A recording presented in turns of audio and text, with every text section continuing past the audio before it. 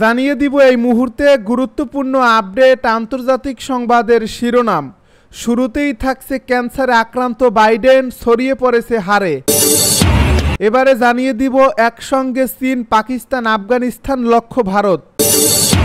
এদিকে একই দিনে গাজার 2 বড় হাসপাতালে বোমা হামলা। আরও জানাবো ইসরায়েল ক্যান্সারের টিউমার উচ্ছেদ করা প্রয়োজন বলে মন্তব্য খামেনির।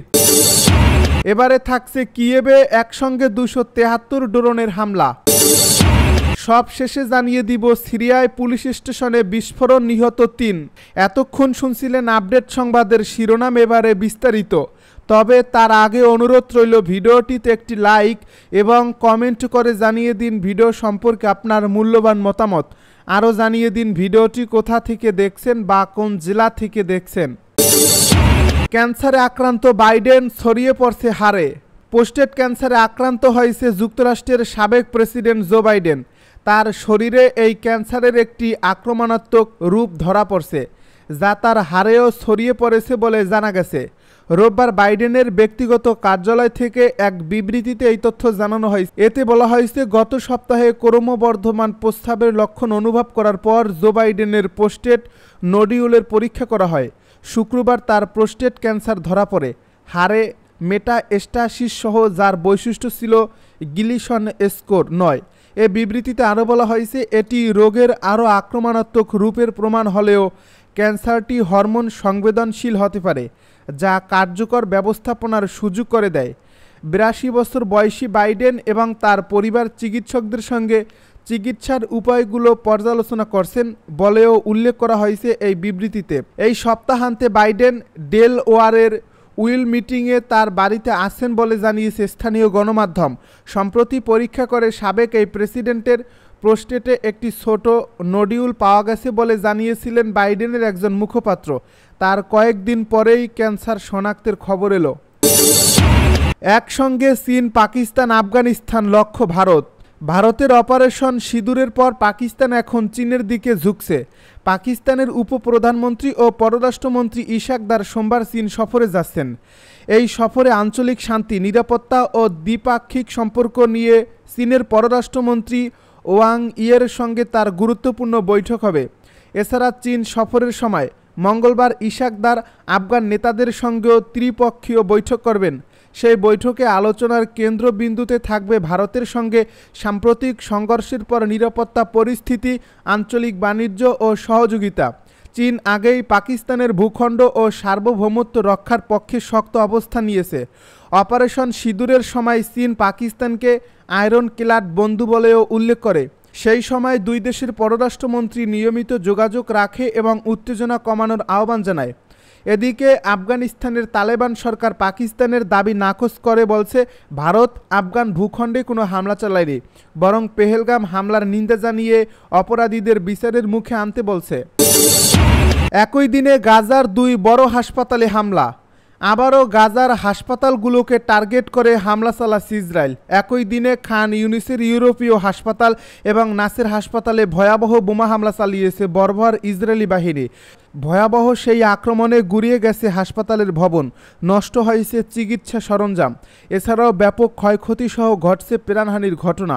মঙ্গলবার এমন হামলার পর শনিবার আবারও উত্তর গাজার ইন্দোনেশিয়ান হাসপাতালকে লক্ষ্য করে হামলা চালিয়েছে দখলদার ইসরায়েলি সেনারা। স্বাস্থ্য মন্ত্রণালয়ের বিবৃতি অনুসারে উত্তর গাজার হাসপাতালে ভোর থেকেই তীব্র হামলা চালানো হয়েছে।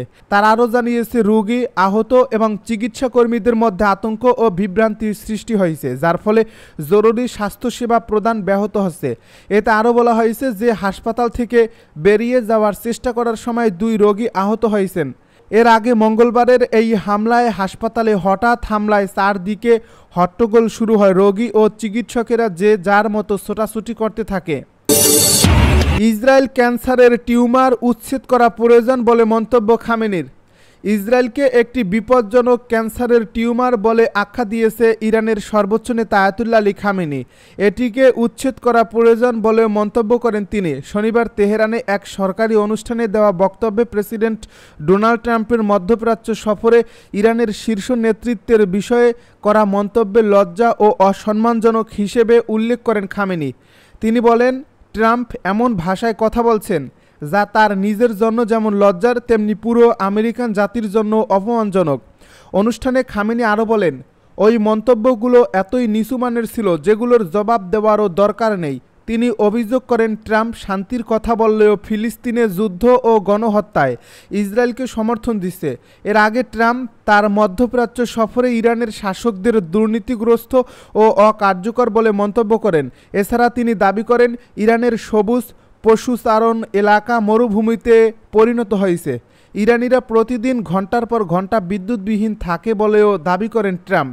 এই বক্তব্যের পরেই ইরান থেকে এমন প্রতিক্রিয়া এলো। একই দিনে নৌবাহিনীর কর্মকর্তাদের সঙ্গে এক বৈঠকে ইরানের প্রেসিডেন্ট মাসুদ পেজেশকিয়ান বলেন, ট্রাম্প একদিকে শান্তির বার্তা দেন, অন্যদিকে গাজায় গণহত্যা সমর্থন করেন। আমরা কোনটা বিশ্বাস করব? এদিকে আজারবাইজানের সঙ্গে আরাস 2025 নামে একটি যৌথ সামরিক মহড়া শুরু করছে ইরান। আর্মেনিয়ার সঙ্গে বিরোধপূর্ণ কারাবাখ অঞ্চলে এই মহড়া আগামী বুধবার পর্যন্ত চলবে।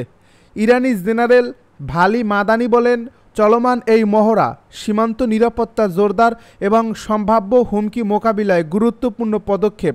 দুই দেশের মধ্যে আগে সম্পর্কের টানাপোড়েন থাকলেও বর্তমানে তা উন্নয়নের চেষ্টা চলছে। কিয়েভে একসঙ্গে 273 ড্রোনের হামলা। যুদ্ধ শুরুর পর থেকে ইউক্রেনের সবচেয়ে বড় ড্রোন হামলা চালালো রাশিয়া। রোববার কিয়েভে একসঙ্গে অন্তত 273 ড্রোন হামলা চালিয়েছে মস্কো। ইউক্রেনের দাবি, এসব ড্রোনের মধ্যে 88টিকে ভূপাতিত করা হয়েছে। হামলার ঘটনার পরপরই রাশিয়ার প্রেসিডেন্ট ভ্লাদিমির পুতিন বলেছেন, তিনি ইউক্রেন সংকটের জড় সমূলে উৎপাটন করতে চান। বিমান বাহিনী বলছে, শত্রুরা 273টি সায়েদ অ্যাটাক ড্রোন এবং বিভিন্ন ধরনের অনুকরণীকারী ড্রোন দিয়ে আক্রমণ করেছিল। তারা জানায় 88টি ধ্বংস করা হয়েছে এবং আরও 128টি কোনো নেতিবাচক পরিণতি সৃষ্টি করা ছাড়াই লক্ষ্যভ্রষ্ট হয়েছে।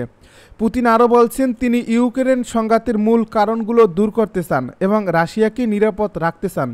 রাশিয়ার রাষ্ট্রীয় টেলিভিশনকে পুতিন বলেন, মস্কোর লক্ষ্য হলো এই সংকট সৃষ্টিকারী কারণগুলো দূর করা, একটি দীর্ঘস্থায়ী শান্তির জন্য পরিস্থিতি তৈরি করা এবং রাশিয়ার নিরাপত্তা নিশ্চিত করা।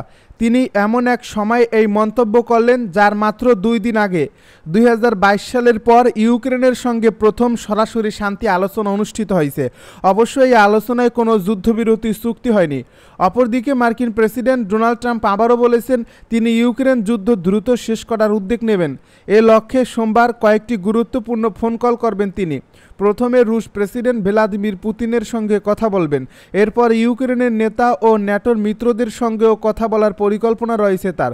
এর আগে শনিবার ক্রেমলিনের মুখপাত্র দিমিত্রি পেসকভ বলেন, রাশিয়া এই বৈঠক সম্ভব বলে মনে করে, তবে তা কাজের ফলাফল এবং উভয় পক্ষের মধ্যে একটি চুক্তির মাধ্যমে কিছু নির্দিষ্ট ফলাফল অর্জনের পরেই সম্ভব। কিসের প্রয়োজন হবে সে বিষয়ে তিনি বিস্তারিত জানাননি। সিরিয়ায় পুলিশ স্টেশনে বিস্ফোরণ, নিহত 3। সিরিয়ার পূর্বাঞ্চলীয় শহর আল মায়াদিনে একটি পুলিশ স্টেশন লক্ষ্য করে চালানো বিস্ফোরণে অন্তত 3 জন নিহত হয়েছেন। একটি নিরাপত্তা সূত্রের বরাত দিয়ে এ তথ্য জানিয়েছে রাষ্ট্রীয় সংবাদ সংস্থা সানা। এ প্রতিবেদনে বলা হয়েছে, রোববার দেইর আজ জোর গ্রাম অঞ্চলে বিস্ফোরণে বেশ কয়েকজন আহত হয়েছেন। তবে এ প্রতিবেদনে বিস্ফোরণের বিষয়ে বিস্তারিত তথ্য জানানো হয়নি। কাতার ভিত্তিক সংবাদ মাধ্যম আল জাজিরার ফ্যাক্ট চেকিং ইউনিট সানাত এর যাচাই করা একটি ভিডিওতে এ বিস্ফোরণের পরবর্তী পরিস্থিতি দেখানো হয়েছে। সিরিয়া কর্তৃপক্ষের নিরাপত্তা বাহিনী আলেপ্পোতে 3 জন ISIL যোদ্ধাকে হত্যা করছে ঘোষণা দেওয়ার একদিন পর এই ঘটনা ঘটল। দেশটির অন্তর্বর্তীকালীন সরকার এই প্রথম সশস্ত্র গোষ্ঠীর বিরুদ্ধে এই ধরনের অভিযানের ঘোষণা দিয়েছে।